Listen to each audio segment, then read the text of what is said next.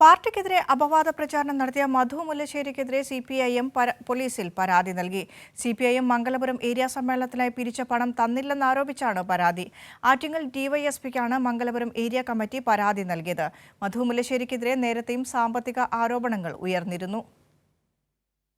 നിരവധി സാമ്പത്തികാരോപണങ്ങളും സംഘടനാവിരുദ്ധ പ്രവർത്തനങ്ങളും CPIM Mangalapuram area സെക്രട്ടറിയായിരുന്ന മധു മുല്ലശ്ശേരിക്കെതിരെ ഉയർന്നിരുന്നു. ഏരിയ സമ്മേളനത്തിലും വിഷയം ചർച്ച ചെയ്തു.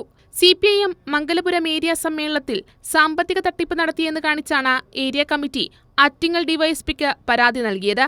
ഏരിയ സമ്മേളനത്തിന്റെ പേരിൽ പ്രവർത്തകരിൽ നിന്നും പൊതുജനങ്ങളിൽ നിന്നും പിരിച്ച തുക മധു മുല്ലശ്ശേരി തട്ടിയെടുത്തു എന്നാണ് പരാതി. പിരിച്ചെടുത്ത 7 ലക്ഷം രൂപ പാർട്ടിക്ക് കൈമാറാതെ കയ്യിൽ വയ്ക്കുകയായിരുന്നുവെന്നും ഏരിയ കമ്മിറ്റി നൽകിയ പരാതിയിൽ പറയുന്നു. ഏരിയ സെക്രട്ടറി സ്ഥാനത്ത് നിന്ന് നീക്കം ചെയ്തതോടെ മധു മുല്ലശ്ശേരി മകൻ മിഥുൻ മുല്ലശ്ശേരിക്കൊപ്പം പാർട്ടി വിട്ട് BJPയിൽ ചേരുകയായിരുന്നു. കൈരളി ന്യൂസ്, തിരുവനന്തപുരം.